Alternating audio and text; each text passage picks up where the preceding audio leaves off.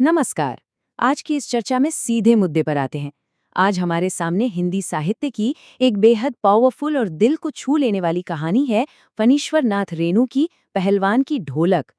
दरअसल ये सिर्फ एक पहलवान की कहानी नहीं है। ये हमारे पारंपरिक भारत और मॉडर्न इंडिया के बीच के उस टकराव की कहानी है जो आज भी कहीं ना कहीं हमारे आसपास देखने को मिल जाता है। ये एक ऐसी लोक संस्कृति के बिखरने का दस्तावेज है जिसे शायद हमने बहुत पीछे छोड़ दिया है। तो चलिए बिना किसी देरी के इस पूरी गाथा को डिकोड करते हैं। अच्छा, शुरुआत एक ऐसे सीन से करते हैं जो सीधे रोंगटे खड़े कर दे। जरा इस डरावने माहौल की कल्पना कीजिए। रात का अंधेरा, इतना गहरा मानो वो खुद डरा हुआ हो। पूरे गांव में हैजा और मलेरिया जैसी भयंकर महामारियां फैली हैं। सन्नाटा ऐसा कि मौत भी खौफ खा जाए। लोग मर रहे हैं, कराह रहे हैं, लेकिन वो आवाजें भी इस खौफनाक खामोशी को तोड़ नहीं पा रही हैं। मतलब पहली ही नजर में समझ आ जाता है कि यहाँ कोई आम घटना नहीं घट रही, बल्कि एक बहुत बड़ी मानवीय त्रासदी हमारे सामने है। लेकिन इस भयानक जानलेवा सन्नाटे के बीच अचानक एक आवाज गूंजती है। छठधा गिड़धा, छठधा गिड़धा, यानी आजा भिड़ जा, आजा भिड़ जा। ये लुट्टन पहलवान की ढोलक है। अब ये कोई आम म्यूजिक नहीं है। उस मरते हुए गांव के लिए ये ढोलक की थाप किसी संजीवनी बूटी से कम नहीं थी। मतलब जरा सोचिए, एक तरफ मौत नाच रही है और दूसरी तरफ एक अकेला इंसान रात भर अपनी ढोलक पीट रहा है, जैसे सीधे मौत की आंखों में आंखें डालकर उसे कुश्ती के लिए ललकार रहा हो। इस एकाकी गूंज ने उस मृतप्राय गांव की रगों में गजब की हिम्मत भर दी थी। अब आगे बढ़ने से पहले एक छोटा सा कॉन्सेप्ट समझ लेते हैं। आंचलिक साहित्य। फणीश्वर नाथ रेणु इसके पुरोधा माने जाते हैं। इसमें होता क्या है कि कोई बड़ा राजा महाराजा या कोई शहरी बाबू हीरो नहीं होता, बल्कि वो अंचल, वो गांव, वहाँ की मिट्टी, बोलियां और लुट्टन जैसा एक बिल्कुल साधारण सा लोक कलाकार ही असली नायक बन जाता है। रेणु जी ने पहली बार गांव की उस बिल्कुल कच्ची, मैली और असली सच्चाई को साहित्य के सेंटर स्टेज पर ला खड़ा किया था। तो सवाल उठता है, ये लुट्टन पहलवान आखिर है कौन? इसकी कहानी एकदम क्लासिक अंडरडॉग वाली है। सिर्फ 9 साल का था जब अनाथ हो गया। एक विधवा सास ने पाला पोसा, लेकिन गांव वालों ने उन दोनों का जीना मुहाल कर दिया। इसी रोज रोज के ताने और बेइज्जती का जवाब देने के लिए इस कमजोर से लड़के ने अपने शरीर को फौलाद बनाना शुरू किया। समाज से सम्मान चाहिए था तो उसने सीधे कुश्ती के अखाड़े में छलांग लगा दी। अब आते हैं कहानी के सबसे जबरदस्त हिस्से पर, श्यामनगर का मेला। यहाँ एक तरफ है पंजाब का शेर चांद सिंह, ऐसा चैंपियन जिसे शेर का बच्चा कहा जाता था और जिसने बड़े बड़े पहलवानों को धूल चटा दी थी। और दूसरी तरफ अपना लुट्टन सिंह। कोई फॉर्मल ट्रेनिंग नहीं, कोई उस्ताद नहीं, कोई भी उस चैंपियन के सामने जाने की हिम्मत नहीं कर रहा था। लेकिन लुट्टन, उसके तो खून में ढोल की आवाज दौड़ रही थी। उसने बिना कुछ सोचे समझे सीधे उस अनडिफीटेड चैंपियन को चैलेंज कर दिया। और फिर जो कुश्ती शुरू होती है वो एकदम रोंगटे खड़े कर देने वाली थी। शुरू में तो लगा लुट्टन गया। चांद सिंह ने उसे पूरी तरह जकड़ लिया। पूरी भीड़, यहां तक कि खुद राजा साहब चिल्ला रहे थे कि कुश्ती रोक दो, जान चली जाएगी। लेकिन लुट्टन का ध्यान भीड़ पर था ही नहीं। उसका पूरा फोकस सिर्फ अपनी ढोलक की ताल पर था। उसने अपने हर दांव को उस ढोल की थाप के साथ सिंक कर लिया और फिर एकदम से पासा पलट गया।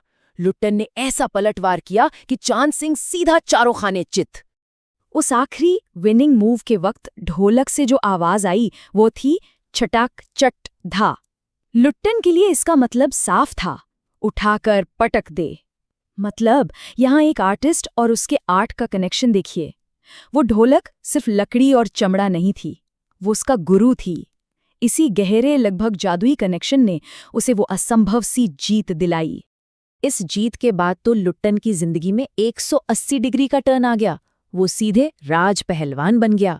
अगले 15 सालों तक उसका ही सिक्का चला और उसका लाइफस्टाइल एकदम मस्त मौला।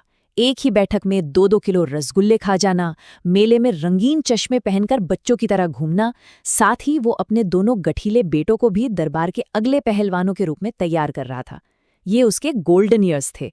लेकिन ये खुशहाली एक आने वाले भयानक तूफान से पहले की शांति भर थी। यहीं पर कहानी का मेन थीम और सबसे बड़ा ट्विस्ट सामने आता है। पुराने राजा साहब गुजर जाते हैं। वो पुराने राजा जो जमीन से जुड़े थे, जो देसी कला की कदर करते थे। उनकी जगह लेता है विदेश से पढ़कर आया नया राजकुमार।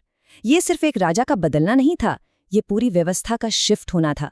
ट्रेडिशनल भारत की जगह अब मॉडर्न इंडिया ने ले ली थी, जिसे इन पुरानी देसी कलाओं से कोई लेना देना नहीं था। नए राजकुमार ने जब लुट्टन और उसके बेटों की डाइट का खर्च सुना तो उसके मुंह से सिर्फ 2 शब्द निकले, टेरेबल। और उसके मैनेजर ने कहा, हॉरेबल। बस कोई सुनवाई नहीं। एक झटके में लुट्टन को राज दरबार से बाहर फेंक दिया गया। सिस्टम बदला और रातों रात एक महान कलाकार की कोई वैल्यू नहीं रही। क्यों? क्योंकि नई हुकूमत को अखाड़े की कुश्ती से ज्यादा घोड़ों की रेस में मजा आता था। दरबार से निकाले जाने के बाद लुट्टन का जो डाउनफॉल होता है वो बहुत दर्दनाक है। वो वापस अपने गांव आ गया, सोचा गांव के लड़कों को कुश्ती सिखाएगा। लेकिन भयंकर गरीबी में जूझ रहे किसान कुश्ती का भारी भरकम खर्च कैसे उठाते? धीरे धीरे सब अखाड़ा छोड़ के चले गए और वो राजपहलवान जो कभी दरबार की शान था, वो अपने दोनों बेटों के साथ खेत में मजदूरी करने पर मजबूर हो गया। जब व्यवस्था अपना सपोर्ट खींच लेती है ना, तो लोक कलाकारों का यही हाल होता है। और अब हम वापस उसी खौफनाक मंजर पर आ गए हैं जहां से हमने शुरुआत की थी। गांव पर मानो कुदरत का कहर टूट पड़ा। पहले बारिश नहीं हुई तो भयंकर सूखा पड़ा। फिर अन्न की कमी से भूखमरी फैल गई और जो कसर बची थी वो मलेरिया और हैजे ने पूरी कर दी। रोज गांव से लाशें उठने लगीं। दिन में तो लोग फिर भी एक दूसरे को हिम्मत देते, लेकिन रात होते ही सब अपनी झोपड़ियों में दुबककर बस मौत का इंतजार करते। लेकिन उस मौत के भयानक सन्नाटे में भी एक चीज कभी नहीं रुकी, लुट्टन की ढोलक।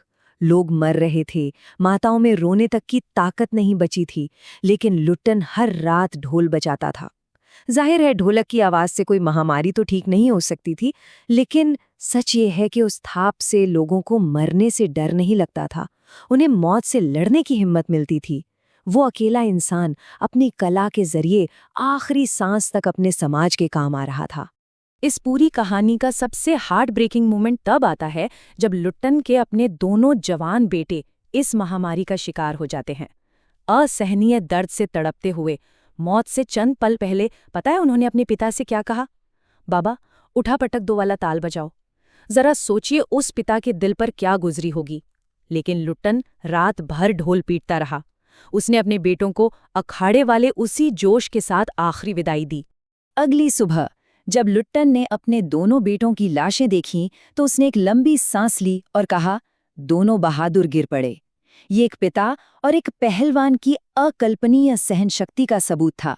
उसने अपने बेटों की लाशों को खुद कंधे पर उठाया और नदी में बहा आया। और सबसे बड़ी बात, उस दर्दनाक रात भी गांव वालों को ढोलक की आवाज सुनाई दी। अपना सब कुछ खोने के बाद भी वो दूसरों को हिम्मत देने के लिए ढोल बजाता रहा। बेटों के जाने के 4-5 दिन बाद आखिरकार एक रात वो ढोलक भी खामोश हो गई। सुबह शिष्यों ने देखा कि उनका अजेय गुरु अब इस दुनिया में नहीं रहा। लेकिन मरते दम तक लुट्टन का स्वाभिमान नहीं टूटा था। उसकी अंतिम इच्छा थी कि जब उसे चिता पर रखा जाए तो उसे पेट के बल लिटाया जाए, क्योंकि वो जिंदगी में कभी पीठ के बल गिराकर चित नहीं हुआ था। और हाँ, उसने ये भी मांग की थी कि चिता जलाते समय उसकी ढोलक जरूर बजाई जाए। तो इस पूरी चर्चा के अंत में एक बहुत ही गहरा सवाल हमारे सामने आकर खड़ा हो जाता है। नई व्यवस्था ने लुट्टन को बेकार समझकर दरकिनार कर दिया था, लेकिन जब गांव पर मौत का साया मंडराया तो कोई सिस्टम, कोई नया राजकुमार या उनकी घुड़दौड़ काम नहीं आई। काम आई तो बस उस उपेक्षित लोक कलाकार की ढोलक। यहाँ सोचने वाली बात यह है कि क्या कला की अहमियत सिर्फ सत्ता के सपोर्ट पर टिकी है, या फिर असली कला वो है जो व्यवस्थाओं के ढह जाने के बाद भी एकदम घुप अंधेरे में भी इंसानियत को हौसला देती है। ये एक ऐसा सवाल है जो सच में बहुत कुछ सोचने पर मजबूर कर देता है।